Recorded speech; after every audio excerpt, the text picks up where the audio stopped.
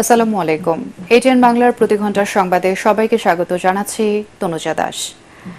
অর্থনীতিকে পঙ্গু করে আবারও নিজেদের ভিক্ষুকের জাতিতে পরিণত করতেই নাশকতাকারীরা ধ্বংসযজ্ঞ চালিয়েছে বলে মন্তব্য করেছেন প্রধানমন্ত্রী শেখ হাসিনা। তাণ্ডব চালিয়ে মানুষ হত্যার বিচার দেশবাসীকেই করতে হবে বলেও জানান তিনি।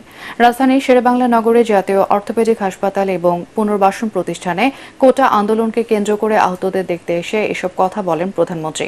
নাশকতাকারীদের হামলায় এত মায়ের বুক খালি হোক সরকার তা কখনোই চায়নি বলেও জানান সরকার প্রধান।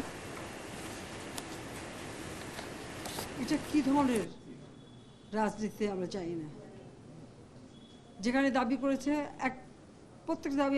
এই আন্দোলন হবে আজকে এই যে এতগুলি মানুষের জীবনের ক্ষতি হলো, এতগুলি পরিবার ক্ষতি হলো, এর দায় দায়িত্ব কাদের? আমি দেশবাসীর কাছে সেই আহ্বান জানাবো যে এই ধরনের ধ্বংসযজ্ঞ যেন এই দেশকে নিয়ে একটু চালাতে না পারে। আমি সকলের সাহায্য চাই, আমি চাই না এভাবে মায়ের কোল খালি হোক আর এভাবে মানুষ অসহায় হয়ে পড়ুক। আমাদের অর্থনীতি আজকে কত উপরে উঠে গিয়েছিল, এটা আমাদের অর্থনীতিকে সম্পূর্ণ পঙ্গু করে দিয়ে বাংলাদেশকে আবার ভিক্ষুকের জাতি করে দেওয়া, এটাই বোধহয় এদের পিছনে ষড়যন্ত্র। স্বাভাবিক হচ্ছে জনজীবন, কর্মস্থলে ছুটছেন কর্মজীবীরা। সহিংসতার আতঙ্ক কাটিয়ে স্বস্তি ফিরতে শুরু করেছে জনমনে। নগরবাসীর নিরাপত্তায় এখনও রাজধানীর গুরুত্বপূর্ণ স্থানগুলোতে নিরাপত্তায় কাজ করছেন সেনাবাহিনী, বিজিবি, পুলিশ, র্যাব, আনসার সদস্য সহ গোয়েন্দারা। আজ সকাল 8টা থেকে বিকেল 5টা পর্যন্ত শিথিল রয়েছে চলমান কারফিউ।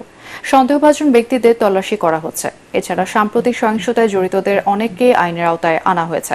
সিসি ক্যামেরা ফুটেজ এবং ভিডিও দেখে শনাক্ত করা হয়েছে অনেক দুষ্কৃতিকারীকে। অভিযান চালিয়ে দ্রুত তাদের গ্রেফতার করা হবে বলে জানিয়েছে গোয়েন্দারা। আর এই ছিল এখনকার সংবাদ। আমাদের এটিএন বাংলার সংবাদ ইউটিউবে দেখতে ব্রাউজ করুন youtube/ATN Bangla News। আমাদের সাথে থাকার জন্য ধন্যবাদ।